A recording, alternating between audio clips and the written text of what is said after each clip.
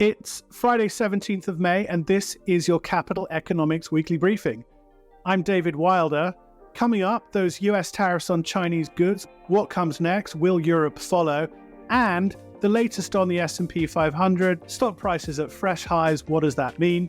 But first, Group Chief Economist Neil Shearing is with me once again to look back on a momentous week in macro and markets and look ahead to the coming trading days. Hi there, Neil. That does feel like an eventful few days we've just had, doesn't it? Hi, David. Yes, and a better week, wasn't it, for the Fed? Yes, it was. I'd like to go on to those tariffs, but before we do, yes, the Fed. I mean, that US April CPI report, finally some benign inflation data, yields down, equities up. So were those inflation upside surprises that we saw January to March just a 3-month blip, or is this another false dawn? Well, as ever, you shouldn't read too much into 1 month's data. We'll continue to monitor over the coming months and see whether this turns into a more positive trend. However, if you look below the hood, core CPI went up 0.3% month on month in April, but the details were particularly encouraging. So what was driving that 0.3% month on month was motor vehicle insurance, and that's measured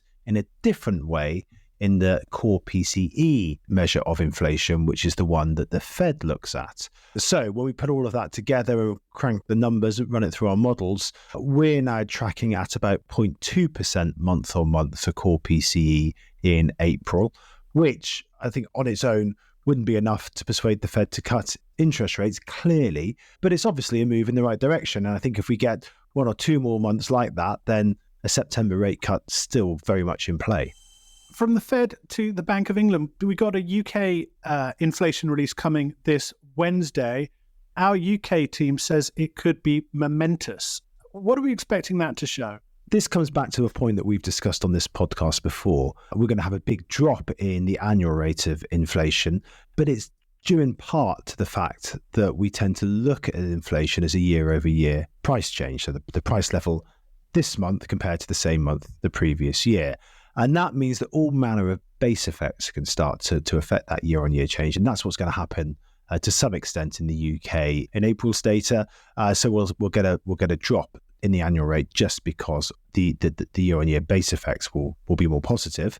However, we will also see a large drop in utility inflation, household utility inflation, because of the way that household energy prices work in the UK and are regulated. So we're going to get a big drop in the rate of household energy inflation in April. So you put all that together, and that means that the headline rate is going to come down from 3.2% in March. We've got 1.9% in April, so momentous in the sense that it's back below the 2% target of the Bank of England.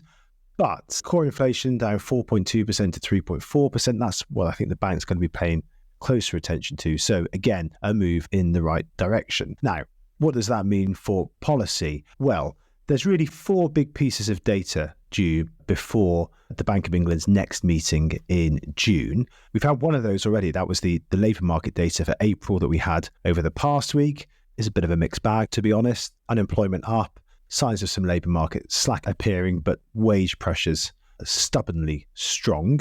Over the coming week, we'll get the second big piece of data, which is to say the CPI numbers. But we still have another labour market report and another CPI report for May to land before the Bank of England meets in June. Now, if all of those point towards loosening labour market conditions and further weakness in inflation, then I think a June rate cut is on the table in the UK, but it will all hang on those data releases. Okay, and on that tariff announcement, because it does feel like that was the news of the week, it kind of goes to the heart of some of the big themes we've been exploring as part of our annual Spotlight projects in recent years. There's the idea that the world is fracturing into competing US and China-led economic blocs. That was our 2022 Spotlight project. But also the US national security assessment that China is a threat to its long-standing global economic dominance and how it's wielding policy to try to maintain that dominance. Now, that's the subject of our Spotlight project that's coming in a few weeks. But put this tariff announcement in that context. Is it a fair assessment to say that what the White House announced is part of this big picture grand strategy? Or is this just electioneering and Biden is trying to out-Trump Trump on China? Well, I think there's certainly a large element of politics to this announcement, simply because from a macroeconomic perspective, it doesn't really amount to much. And the reason being that there were substantial tariffs levied on electric vehicles, solar panels and batteries. Well, the first two of those, electric vehicles and solar panels, US imports of those goods from China are negligible. So the impact on inflation in the US or consumer spending in the US is going to be next to nothing. So there will be no macroeconomic impact from these tariffs. And so in that sense, it is a bit of political grandstanding, and I think perhaps trying to front run Trump on some of these issues. However, take a step back, and I think this does fit into a picture of US-China fracturing. The reason being that one of the few issues that unites both sides of the aisle in US politics is the need to be tough on China. And it's in response to the fact that China has emerged as this global economic superpower and a geopolitical rival to the US. And I think you can situate these tariffs in that debate because they're on goods that the US believes it needs to retain a technological lead in, and or there are national security concerns in terms of having those goods from China in the US ecosystem. In particular, US policymakers being concerned by so-called connected cars, that is to say cars connected to the internet, and the national security and data concerns that those leads to. So I think in a narrow sense, there's no big economic impact of these tariffs. So therefore, I think you could say it's a narrowly political move. But I do think you can, when you look at the goods that the tariffs have been levied on and the broader shifts here in US politics, it does fit into a more general narrative of US-China fracturing. So can we expect similar announcements from the US going forward? And if so, what does that say about its position in the global economy, this position that's held since the Second World War, if not before that? Well, I think we can expect more of the same from the US on this front because, as I say, it's one of the few issues that unites politicians on both sides of the political divide. Now, if Trump were to be re-elected in November, then I suspect that the form of pushback against China will be slightly different from the Biden administration. Biden has used a combination of tariffs and technology controls, export controls on China to kind of push back and to inhibit China's progress in key areas. I suspect under Trump, it would be a far more narrow focus simply on tariffs and on the trade balance, unsuccessful though that might be. But I think in terms of the question of can we expect more measures in this area, yes, I think we can. Now, what does that mean for America's position as the global economic leader? Well, this is, as you said earlier, this is going to be the subject of our annual Spotlight report, which we'll be digging into over the coming weeks and months. But I think there's 2 points to stress. First, insofar as US-China fracturing is concerned, China has far more to lose on this front than the US, partly because of the structure of its economy, but also the nature of its trade and its relationships with other countries in the world. So yes, the policies pursued by the US government in respect to China, if they were to be very, very severe, very drastic, upend global trade, then that would have an effect. But at the moment, that's not our base case. And these relatively contained measures on things like solar panels and electric vehicles are not going to have a meaningful impact on US growth or inflation. That's the first point. The second point is that taking a step back from all of that, the US has had by far the strongest record of productivity growth compared to its advanced economy peers over the past decade or so. And as the AI revolution gathers pace, I suspect will maintain that lead over its peers over the coming years and decades. So productivity growth isn't everything, as Paul Krugman says, but in the long run, it's almost everything. And on that front, the US has a clear lead over other major economies in the world. So short answer is US-China fracturing will continue, it will develop, and it will evolve in different ways under different administrations. But I don't think it's going to undermine or reverse America's position as the global economic superpower. All right. So you say these tariffs won't have much of a negative economic impact, but they're symbolic, aren't they, of this more dangerous world of more frictious trade relations, of rising barriers to goods flows, rerouted supply chains. This all implies higher costs than the global economy's been used to, and that means higher prices, doesn't it? I mean, what do you make of warnings in the market along those lines that this tariff announcement, as small in its scope as it is, points to a future of higher global inflation? Well, I think it conflates two issues, really. There's the narrow issue about what will these tariffs do to US inflation. And as I said before, I think the answer is almost next to nothing given that previous measures against China in these areas have reduced trade in solar panels, electric vehicles to virtually zero. So the US is not importing these goods from China. Therefore, we shouldn't expect a big increase in US prices as a result. So that's the first point. The second point is that when we start to talk about tariffs on US imports, it's a small step from that to a big narrative about deglobalization. The world is deglobalizing, trade flows are going to reduce, and that will be inflationary as production moves to higher cost centers and the cost of reconfiguring supply chains and so on and so forth. However, I don't think the world is deglobalizing. What's happening, as we've articulated in our research over the past 2 or 3 years, is that the world's splintering into 2 blocks, US bloc and a China bloc. And the reason that it's doing so is because China has emerged as this geopolitical rival to the US. And that's what's driving this fracturing. So viewed through that lens, there's no real reason, I don't think, for a major reconfiguration of global supply chains, let alone a reshoring of production to the US in key areas. In a broad sense, rather what we're going to see is targeted intervention in areas where there is greatest national security concerns, for example, or where China's developments might impinge upon the US's technological leadership in the global economy. So roll that forward, and what does it mean? The US doesn't stop importing toys and furniture and clothing from China, but it does put controls on exports of semiconductors to China, and it does prevent imports of connected vehicles from China. And so this is a very targeted and very selective fragmentation of the global trading system, and not one, I don't think, that has a meaningful impact on inflation in the US, or for that matter, globally. Neil Shearing there. Quick update. The UK team's just tweaked its core CPI forecast, now expecting that to have dropped to 3.5% last month, not 3.4% as Neil said. Just got word on that. So very slightly higher, but the broad story remains. This April release should confirm a move in the right direction. Whichever way it goes, the team will be online on Wednesday at 9:30 London time, 4:30 Singapore for a drop-in. That's one of our short-form online briefings to take your questions about the data and make their case for inflation falling to below 1% in the second half of this year. They've got new analysis out about that call. I'll post that report and the event details on the podcast page.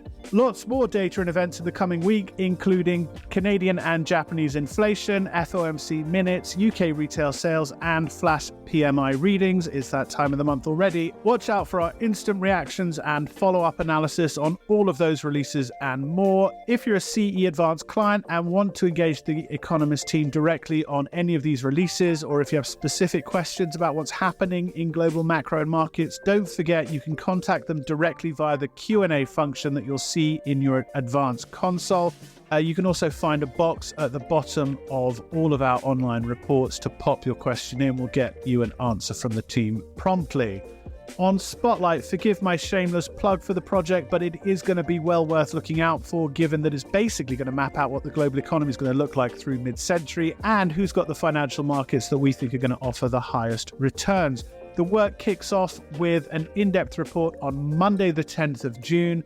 There's an event in London on the 11th where you're invited to join the discussion, but there will be other in-person events and drop-ins in the following days, so watch out for details of those. Now, a softer end to their week as of this recording, but US equities have on the whole had a better time of it in May than they did in April, with the S&P 500 hitting a new record high just north of 5,300 in the wake of that US April CPI report. The index is up about 20% since the middle of last year, when our markets team first published forecasts that it would hit 5,500 at the end of this year and 6,500 at the end of 2025. I caught up with John Higgins, who's our Chief Markets Economist, to talk about what's been happening with US stocks. And we started with a quick overview of what were in mid-2023 considered fairly out there forecasts, which now look increasingly mainstream. Well, those forecasts of the S&P 500 are 5,500 and 6,500 respectively. And if you look at the first one, it doesn't look very punchy really anymore. So it sits less than 4% or so above where we are now on the S&P 500. But I think it's important to bear in mind we made these forecasts almost a year ago now. And that's when many people thought the stock market would struggle again, despite turning a corner after 2022 when bond yields had shot up. Now, I think there's always a temptation to sort of chase the market higher, but I'm not convinced we should be doing that at this stage. After all, the story that we were telling a year or so ago appears to be coming true. There's no obvious reason at this stage, I think, to change it. Which brings us to the question really of, well, what is that story? I think it's a simple one, really, that involves a bubble inflating in the stock market centered around big tech as hype around sort of artificial intelligence grows. And it would be reminiscent in our view of the bubble that inflated in the late 90s amid excitement about the future of the internet, which was, of course, the transformative technology of that time. Now, it's impossible, I think, to know when a bubble will burst, how big it's going to get before it bursts, and what indeed will ultimately cause it to burst. And as the adage goes, history never repeats itself. But our forecasts have been informed to a considerable extent by what happened a quarter of a century or so ago. Now, on the first point, the dot-com bubble lasted roughly 5 years. And our forecast is that this one will last through the end of next year, which would give it a similar lifespan depending on when you think it began. Now, I think an optimist would say it only really started in late 2022 with the launch of ChatGPT, which is what really triggered the excitement around AI. But if you sort of look closely, you'll see that the big tech sectors, which obviously include the so-called Magnificent Seven, they started to outperform in earnest when the pandemic came along, or arguably even a bit earlier than that. And these sectors, of course, had a big wobble in 2022 when bond yields shot up before they resumed their climb. So actually, I'd be inclined to date the start of this bubble to roughly the beginning of this decade. Now, on the second point about, how big will a bubble get before it bursts, I think one thing to note is that bubbles tend to inflate the most in their final stages as excitement around them sort of reaches fever pitch. And that's why we're forecasting another big gain in the stock market next year. And our forecast of 6,500 for the S&P, for example, is predicated on an assumption that its price to forward 12 months earnings multiple at that point will have reached roughly the same level that it did before the dot-com bubble burst, which was about 25. And the sort of equivalent earnings per share number that falls out of that is $260. And that's actually pretty conservative when we look at where earnings per share are now. So again, all of that story, I think, is consistent with our view that the latter stages of the bubble will, mainly be characterized by an increase in the stock market's valuation. And on the third sort of and final point here about what's going to cause the bubble ultimately to burst, we're not really assuming that anything fundamentally macroeconomic in nature will be the trigger. We don't, for example, have the economy crumbling in our forecast for 2026, and we don't have the Fed, tightening monetary policy aggressively then either. And as it happens, that would be rather different to what happened a quarter of a century ago when the Fed's tightening of monetary policy in 99 and 2000 arguably broke the stock market and caused a mild recession a year later. But even allowing for that, we suspect the stock market will fall back sharply in 2026. And that could happen simply because it collapses under its own weight, or because a pullback is set in motion by something less obvious, let's say a harder crackdown, antitrust type crackdown on big tech, for example. Okay, lots to unpack there, but I just wanted to pick up on what you said about the influence of the Fed, because the stock market did wobble over April. Stocks fell, not much, barely more than 5%, but that came amid these worries about higher inflation in the US, about higher for longer interest rates. Now, we've had a couple of data releases that have restored confidence in this disinflation narrative. What can you say about the role of expectations for Fed policy on where we think the market is heading? Well, I think, recent developments have certainly reminded us that the stock market is vulnerable to expectations of tighter monetary policy and higher treasury yields. As I say, it fell back sharply when bond yields shot up last month, around these concerns about inflation. And of course, it's since recovered as bond yields have come back down. And I mentioned earlier, of course, the stock market had a big wobble in 2022, which is when bond yields really shot up amid the onset of Fed tightening to try to crack down on inflation. And this vulnerability is understandable because, all else equal, higher treasury yields are going to increase the so-called risk-free, quotes unquote, components of the rates that investors use to value equities. Now, looking ahead, our expectation is that Fed will loosen monetary policy by more than is discounted in the markets. And that's why we think the 10-year treasury yield still has a little further to fall. Our forecast for the end of this year, for example, is 4%. So we are expecting developments in the bond market to be generally supportive for equities. However, this isn't really the main reason why we expect the stock market to do well over the next 18 months or so. And that reason is actually instead a big decline in what we call the equity risk premium, the sort of additional compensation, if you like, that investors require for buying equities compared to risk-free assets. Now, there are various ways of measuring this equity risk premium, but by our reckoning at least, it's generally still quite a bit bigger than it was before the dot-com bubble burst. So we sort of envisage it continuing to shrink, if you like, over the next 18 months or so as the bubble inflates. And that'll be the main reason why, the stock market continues to go from strength to strength rather than risk-free, quotes unquote, bond yields falling further from here.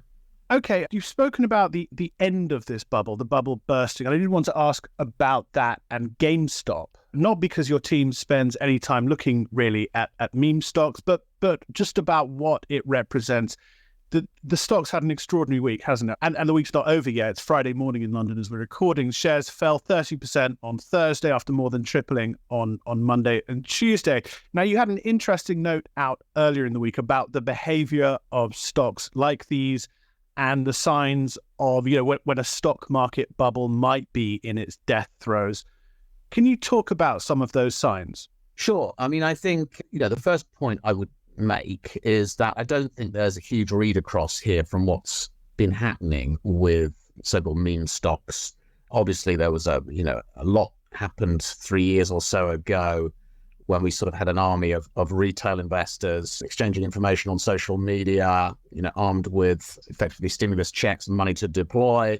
And we're putting a lot of that money into stocks that were pretty unfashionable and heavily shorted. And that was really the sort of, in essence, what happened back then around this whole meme stock mania. And then it sort of all went away for quite a long time.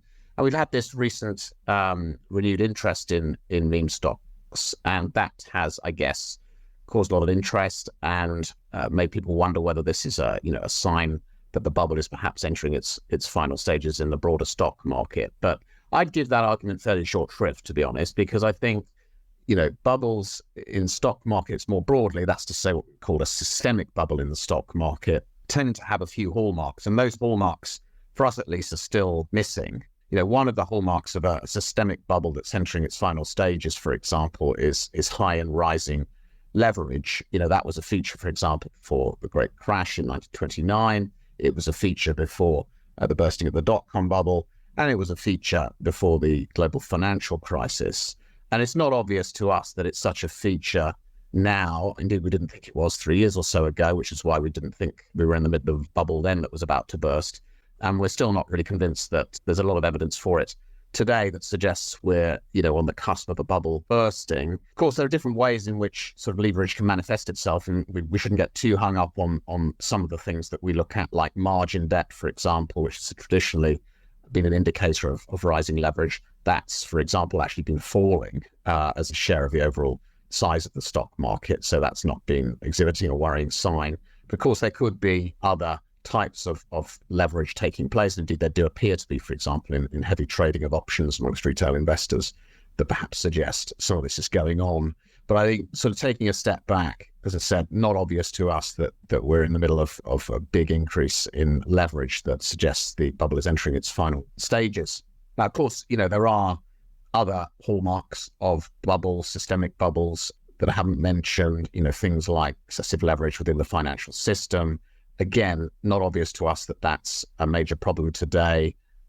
Capital ratios, for example, at major banks tend to be significantly higher than they were, for example, in and around the global financial crisis. And that probably helped to avert a broadening of the sort of regional mini banking crisis that we saw last year. So again, not obvious to us there's a lot to worry about on that front either. And even within the sort of broader macroeconomy, the sorts of imbalances, if you like, that have perhaps characterized past systemic bubbles also seem to be somewhat absent. For example, the household sector in the the US doesn't seem to be massively imbalanced at this point in the way that perhaps it was in the middle of prior bubbles. So again, I wouldn't make too much of this renewed interest in meme stocks insofar as it has a bearing on what's going on in the broader stock market at this stage. That was John Higgins on the stock market bubble. There's a report he wrote at the start of this year which reiterates our S&P forecast. I'll add that to the page along with his note on meme stocks and margin debt. Finally this week, another exclusive clip from a client briefing, this one held just after that China tariff announcement from the White House. In this clip, you'll hear Neil talking to Chief Europe Economist Andrew Kenningham and to Mark Williams, who leads our Asia coverage. And it starts with Andrew talking about the potential European response to Chinese EV imports. I mean, the starting point is very different. So whereas there were no electric vehicles being imported to the US from China, Europe is still importing significant and growing numbers of EVs from China, mostly Western brands, but not entirely. And it's expected that absent some kind of protectionist measures, China's share of the European market will grow quite rapidly.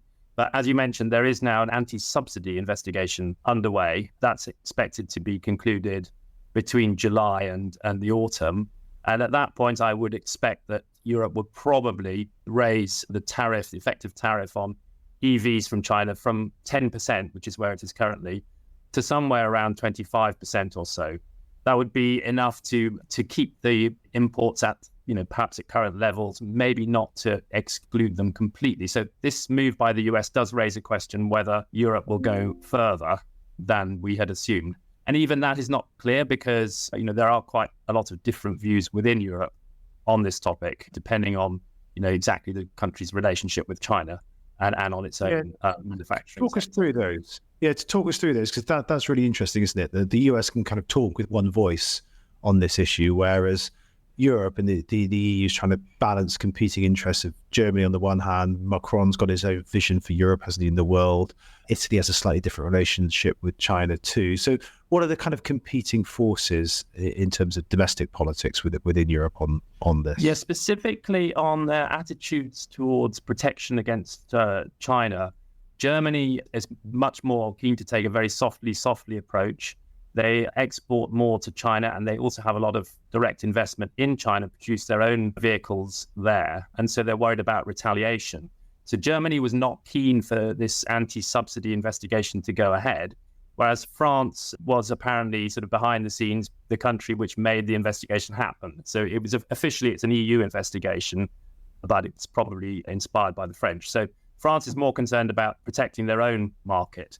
And then you've got countries such as, Hungary, a very small country in the EU context, has been courted by China, is, relatively China-leaning compared to the rest of the EU, already produces Chinese electric buses, and BYD is planning to produce vehicles in Hungary as well, cars in Hungary as well. There's another Chinese company planning to manufacture cars in Spain in the coming year or two. So there are already different interests, and those differences will probably only grow over time. Nonetheless, I think the big picture is that Europe will move towards higher levels of protection of their own market, but they will probably do so quite gradually and in quite a targeted way in terms of trade barriers. There's another question about foreign direct investment in Europe. And if, as things stand, there's nothing to stop Chinese companies investing and producing more and more vehicles in Europe. But if the US is going to close down routes to export from Europe to the US, I think that whole question about whether Europe can become a major center for production of Chinese vehicles in the future is an interesting one. Indeed. We've had two great questions. One on what impact tariffs by the US on China might have on the pattern of global trade flows and where goods might be produced instead of coming from China.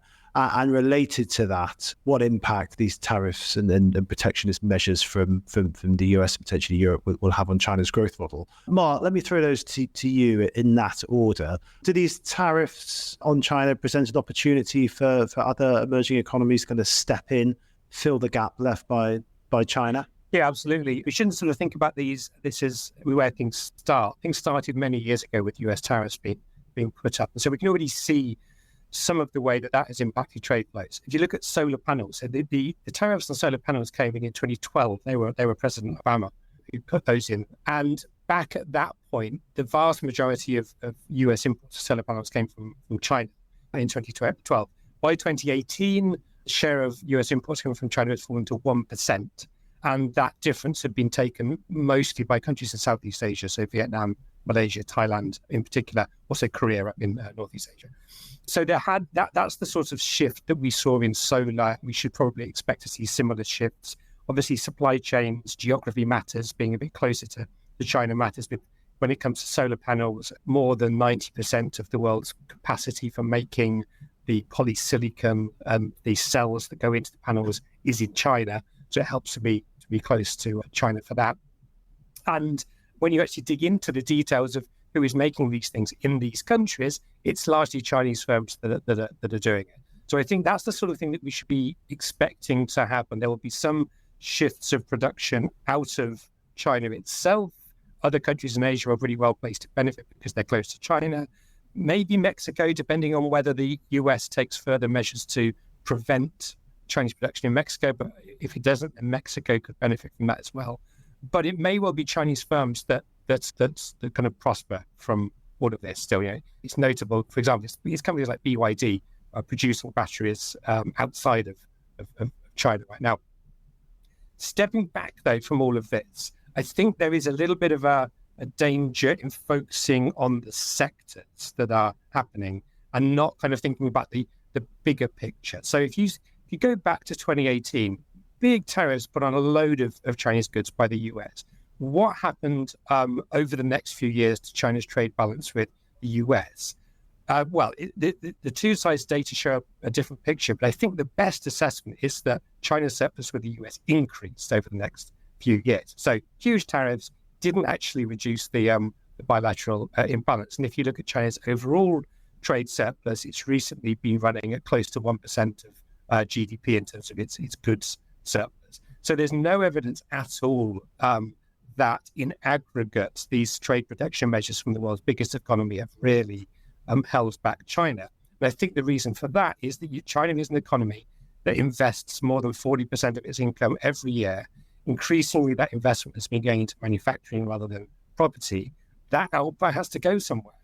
And so it becomes very hard. These kind of sectoral tariffs being put up, they might work in a narrow sense, but it's very hard to hold back that amount of supply that is coming from China. And to the extent that the US is successful at holding that back, then it does suggest that more of it's going to be directed to other markets like Europe or to other EMs as well. So I think whatever happens on the US side, China is going to be running a big trade surplus for the foreseeable future. And that's going to be something that is in many ways, be welcomed by many consumers, cheaper goods, help the green transition, and so on. But it's a real challenge for governments that want to protect employment and want to make sure that they have a foothold in industries like EVs in the future. Mark Williams and Andrew Kenningham talking to Neil in the wake of that US tariffs announcement. Andrew has a guide to what we can expect from the European Commission in response to those EV imports from China. I'll post that online. I'll also link to that part of our fracturing work, which goes into the rejigging of global trade flows.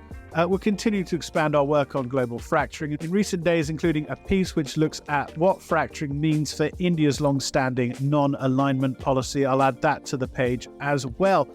But that's it for this week. We'll be back next week with a preview of what's shaping up to be a momentous election for South Africa and much more on the global macro market story. Until then, goodbye.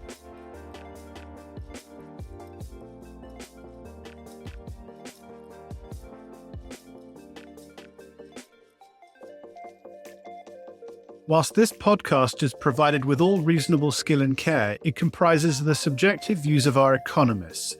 Furthermore, these views are not opinions, nor do they constitute investment or financial advice, or are they guarantees or reassurances to the expected results of any investment products or outcome. You should seek your own specific advice in relation to questions you may have. We will have no liability to you in relation to this podcast whatsoever.